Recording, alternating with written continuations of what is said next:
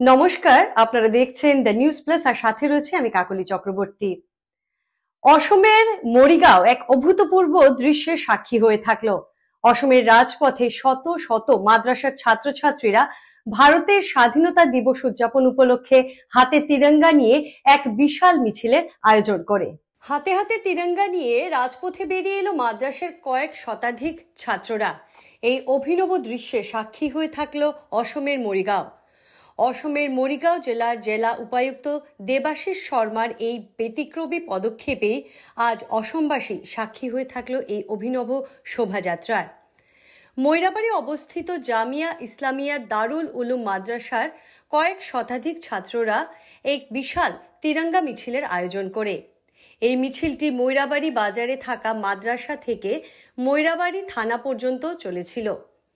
আজকের এই তিরঙ্গা যাত্রায় প্রধানমন্ত্রীর হর ঘর তিরঙ্গা কার্যসূচি সফল হবে বলে উল্লেখ করেছেন জেলা উপায়ুক্ত। তবে এই তিরঙ্গা মিছিলে সাধুবাদ জানিয়েছেন অসমবাসীরা। এক অভিনব দৃশ্যের সাক্ষী হয়ে থাকলো আজ অসমের মরিগাঁও স্থিত ময়রাবাড়ি।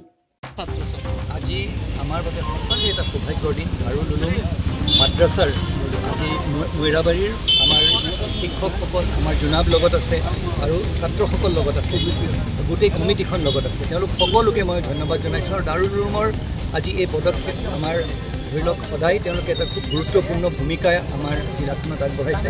আৰু মই ভাবোঁ তেওঁলোকৰ এনে সহায় সহযোগ আমি জিলা প্ৰশাসনে সদায় পাই থাকিম, সদায় পাই আহিছোঁ।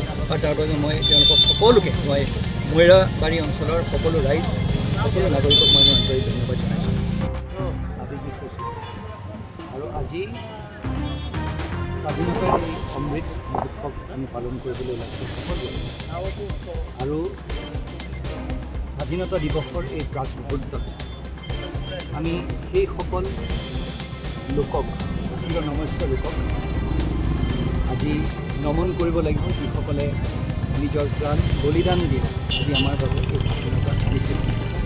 আৰু এই স্বাধীনতা সংগ্ৰামত হিন্দু মুছলমান শিখ ইছাই সকলোৱে মিলি মহাত্মা গান্ধীৰ লগত খোজত খোজ মিলাই একেলগে তেওঁলোকে আমাৰ ভাৰতবৰ্ষক স্বাধীন কৰিছে।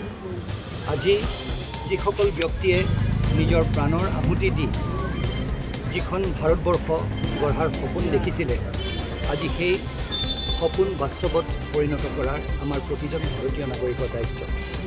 আজি ময়ৰাবাড়ী অঞ্চলৰ জোনাব আছে আমাৰ লগত, জোনাবকে ধৰি প্ৰত্যেকজন নাগৰিকক মই মোৰ আন্তৰিক ধন্যবাদ জনাব বিচাৰিছোঁ। আজি সুন্দৰ এটি সমদল আজি তেওঁলোকে প্ৰস্তুত কৰিছে আৰু জিলা প্ৰশাসনৰ তৰফৰ পৰা আয়োজিত এই অনুষ্ঠান ভাগত আজি সকলোৱে স্বতঃস্ফূৰ্তভাৱে এনেধৰণে ওলাই অহাৰ বাবে আৰু তিৰংগা পতাকা তথা ভাৰতবৰ্ষৰ ওপৰত নিজৰ আস্থা তথা নিষ্ঠা ব্যক্ত কৰাৰ বাবে আজি আমি প্ৰকৃততে এজন ভাৰতীয় নাগৰিক হিচাপে নিজকে চিনাকি দিছোঁ। আৰু সকলোকে মই পুনৰবাৰ আজি এই পবিত্ৰ দিনটোত এই প্ৰাক মুহূৰ্তত স্বাধীনতা দিৱসৰ সকলোকে মই শুভকামনা জনাইছোঁ।